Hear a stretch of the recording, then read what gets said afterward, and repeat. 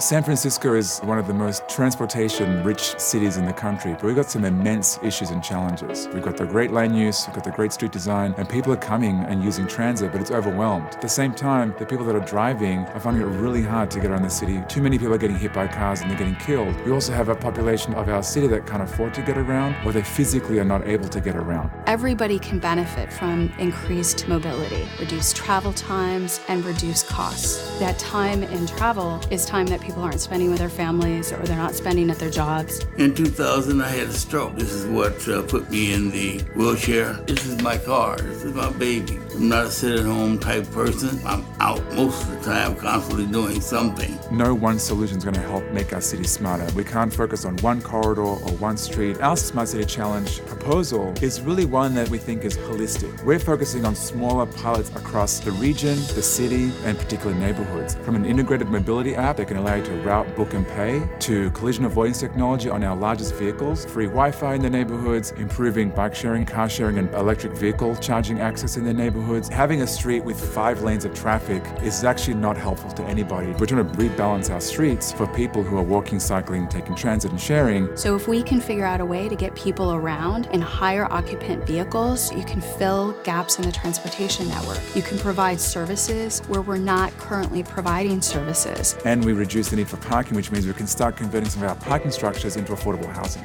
And then we're going to create a community challenge. We're going to invite the neighborhoods to say, I'm ready for this. Neighbors will be able to reconnect with their neighborhood, shop locally, and really help reinvest their local dollars in their neighborhood. My husband and I both decided to get rid of our cars. We've gotten this big old cargo bike with a little bit of electric motor to help us get up the hills. We've done a real good job of just taking advantage of what our neighborhood and what our city has to offer and how we can just get everywhere we want without a car and doing it that way. This city is only 49 square miles, and every time a car goes down, you're contaminating your 49 square miles. So you need to get people out of cars and in some clean vehicles. From the day the cable car was invented right here in San Francisco to today when we are hosting 12 companies that are testing autonomous vehicles, we are a leader in transportation technology. And with some of the nation's top data analytics programs and researchers on our campus, the University of California, Berkeley can lend immense support in helping San Francisco meet the Smart City Challenge. We have a society in our city baked in of early adopters who love to learn, test, and play new ideas. That's our culture. We have the ecosystem of all our providers, the strongest support network from our universities, and we have the ability with all of our different topographical neighborhoods in our city to really test this in different applications. We should be able to scale it from a neighborhood across the whole city to the rest of the cities around the country, and then ultimately around the world. Mayor Ed Lee. All right. Okay, thank you. Technology works here. Well, first off, Secretary Fox, to you, the team, to President Obama, thank you very much for allowing us to respond to this wonderful national challenge. And I also want to say thank you to each and every one of our mayors. I love working with mayors because we get things done. And in this particular challenge, I want to say a big thanks to the team that you formed because working together, this has been a real catalyst for our city, a catalyst for the entire Bay Area. And what's most important is what Secretary Fox has said earlier. It's not just the technology. I think this opportunity allows us to exhibit the kind of values that all of our cities share. And the values today that are number one is equity in our city. And making sure that technology not only is grounded in equity, but that anything that we do and the things that we create welcome everybody in. Now we have a proposal here before this body to evaluate, and we've worked very hard at it, just like the other mayors have, and we're very proud of it. Shared, autonomous, affordable, connected vehicles. Now, how does that kind of special smart city network appeal to a value like equity? Let me give you an example. Today, you ask anybody who's working class or low income, how much do they spend on the car payments? What do they spend on gas? What do they spend on parking? And you start realizing that if you've got a network system in the future a transportation in the future that will help create a workforce in the future, you've got the ability to say, that money that you spend on that vehicle right now can be transferred over to your education or to your health care. This is what equity means in the broad sense. And it's a very different approach to transportation.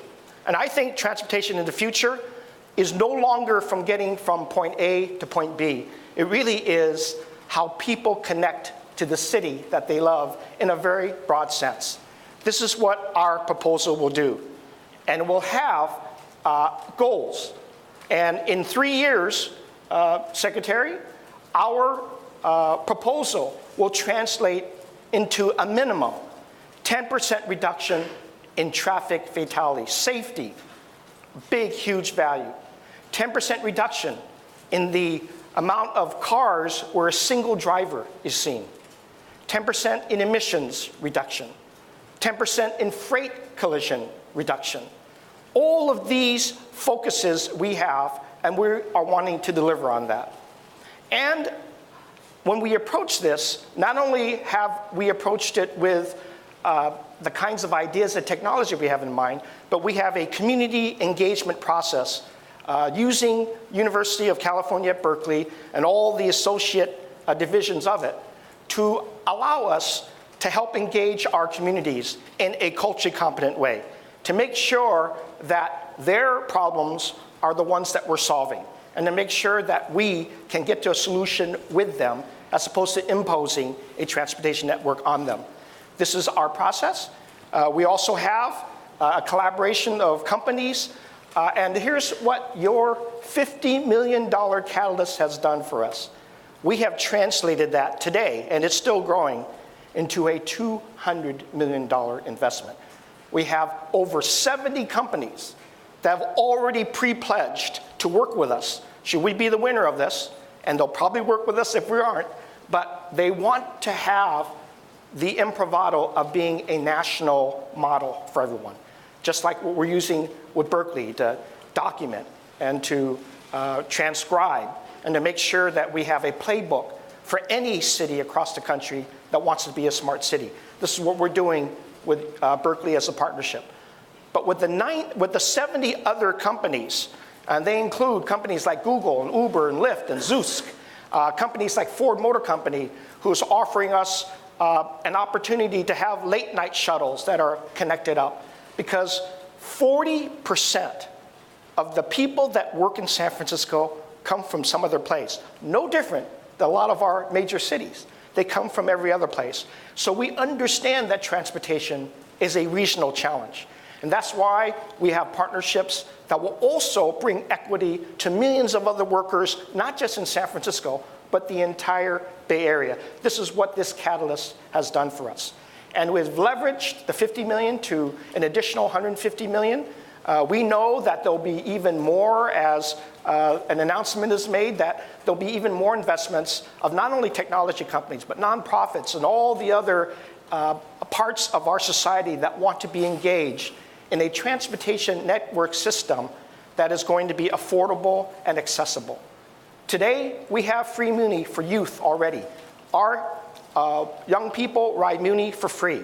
Our seniors and our people with disabilities ride our Muni system for free.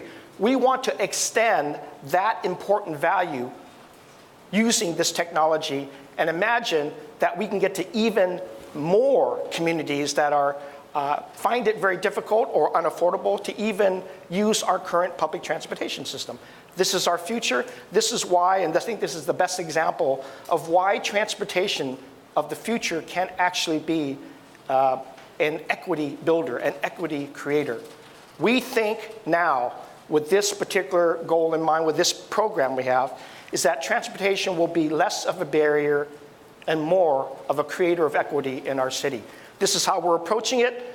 We begin with our values, and then along comes the technology about how to get that done, and a community engagement process, and a public-private process that will benefit everyone.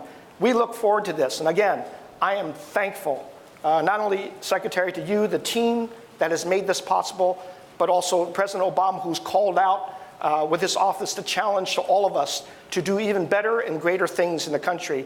And I look forward to presenting this to many more American cities across this country so we can have the benefit of technology, but at the core is the values of equity, of sustainability, and making sure that we have safety at the front end. Thank you very much.